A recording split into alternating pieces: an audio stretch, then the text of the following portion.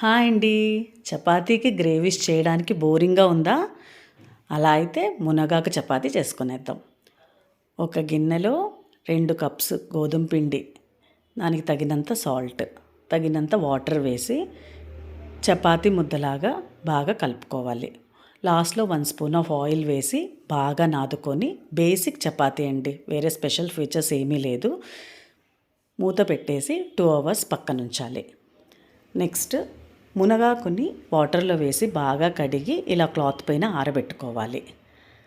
తర్వాత ఒక కప్లో రెడ్ చిల్లీ పౌడర్, దానికి సరిపడా salt, 3 teaspoon of oil వేసి స్ప్రెడ్డింగ్ పేస్ట్ లాగా బాగా కలుపుకోవాలి. కలిపి ఉంచుకోవాలి. నెక్స్ట్ ఒక చిన్న సైజ్ ఆఫ్ చపాతీ ముద్దని తీసుకొని చపాతీని రోల్ చేసుకోవాలి.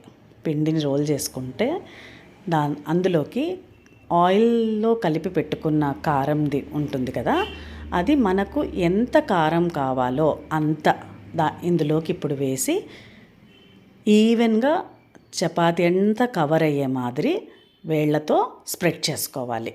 మనకి ఎంత స్పైసీగా తినగలుగుతామో అంత వేసుకొని బాగా స్ప్రెడ్ చేసి ఆరిపోయిన మునగాకుని ఇప్పుడు దీనిపైన ఉంచి ఎత్తుగా లేకుండా నీట్గా ఫుల్ స్ప్రెడ్ చేసి రౌండ్గా రోల్ చేయాలి.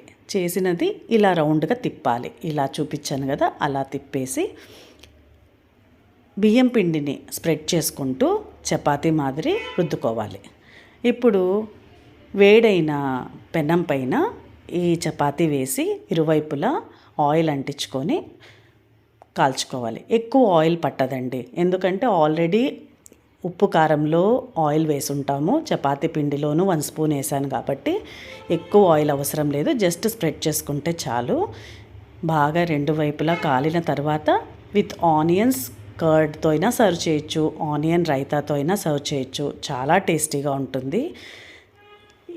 మునగాకు ప్లేస్లో మనము మెంతాకు కూడా పెట్టుకొని చేసుకోవచ్చు. ఇది కూడా ఒక ఆప్షన్. పాల కంటే 4 టైమ్స్ కాల్షియం మునగాకులో ఎక్కువ ఉంటుందండి. సో చాలా రెసిపీస్కి మునగాకుని యాడ్ చేసుకోవడం అనేది చాలా మంచిది. ఇంకెందుకు లేట్, ట్రై చేసేయండి.